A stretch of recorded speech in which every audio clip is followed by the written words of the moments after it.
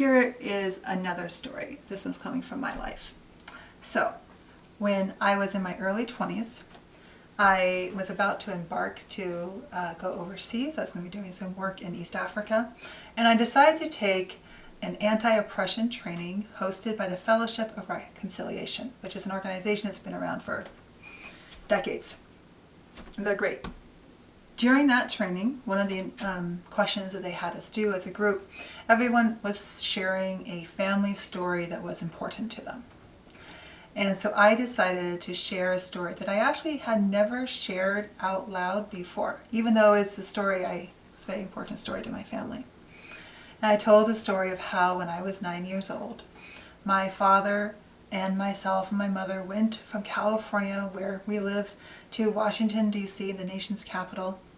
And my father took me both my parents took me on this rainy thunderstorm soaking day. We were splashing through the puddles, and coming from California, I never experienced a summer thunderstorm, so that was in itself a really momentous moment.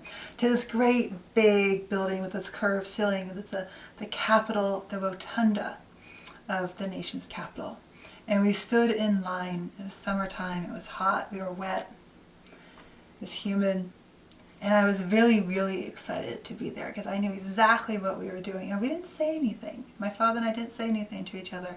We just very quietly stood in line, and we went up, and many of you might have had this experience. We kind of went up to this podium where they had this enclosure, where they had the Declaration of Independence, the original document. And there in the bottom right-hand corner was my great-great-great-great-great-grandfather's signature, Oliver Wolcott. And my father looked at it, and he looked at me, and I looked at him, and we just sort of smiled at each other. And there was a moment when I felt like this little tingly, shivery, like all these sort of ancestors were in that space with us, and all the other people who had signed that document were somehow present in that moment. And I knew that he was saying, see, this is our family. This is our country. We are American. This is who you are. And then we left. And part of the point of that was that we didn't have to, part of it was that we wouldn't have to tell anyone. We didn't have to be, we are not royalty. That is not what it means to be America. It doesn't matter where your family comes from. That was part of the, on one level, right? That's one of the stories in America. There's a lot of stories in America. So I told this story at this gathering. And there was a woman sitting across from me, perhaps just as far away as my hand. And she was, she was one of the co-facilitators of the retreat, and I had just that little bit of facilitator crush on her. I just thought she was really, really cool, and like everything she said to me was really, really cool, in my opinion. So I was, and she kind of had this particularly like almost like pause after hearing my story. She says, well, you know, when I grew up, my grandfather from one side of my family said we should never trust those people who signed the Declaration of Independence, because they are the ones who stole our land and forced our people to go on the Trail of Tears, and they kicked us off our own homeland, and then they said that they were free, as if they could be free when they had kicked us, but it was only because they took our land. And my grandfather on my other side, he told me that we should never trust those people who signed those documents, because they were actually hypocrites and they had enslaved our ancestors. And that was also wrong. And that was very much against the same values that they put forward. And I kind of paused, and when I heard her, I felt as if there was this gap in between us. Not because of particularly physical distance. It was as if like one of those Grand Canyons just went down, and this chasm in between us.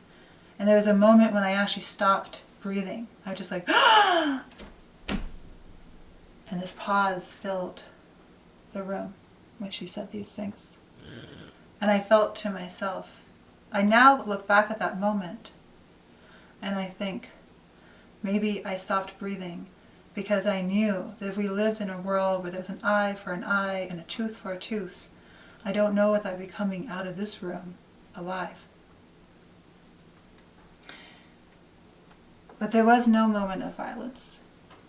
Instead, she reached her hand across. She grabbed my arm. And she said, and the miracle of our time today is that we can create a different future for both of our children and for all of our future generations.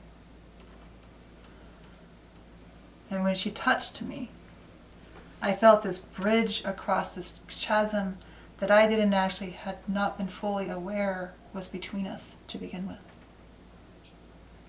Now I wish I could tell you that something really, really, really big change in how I treated people or how I told my own story immediately after that experience, and it didn't. It actually took several decades before I fully incorporated what that meant for me.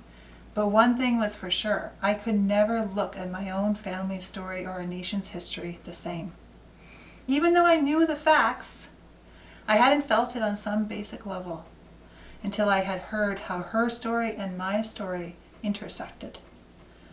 And I realized that there has to be a way of telling origin stories that enable what I think of, what I now call origin stories of interbeing, where the stories about her ancestors and the stories about my ancestors can be told by everybody because we are sharing these stories.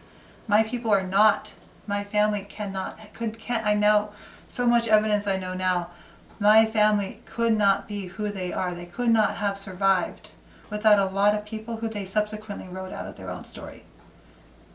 And she has some of those histories, and other people have some of those histories, and I needed those histories. Because without those stories, I'm actually losing track of my lineage. And I'm losing track of what's important and for me to prioritize and to be engaged with today and in the future.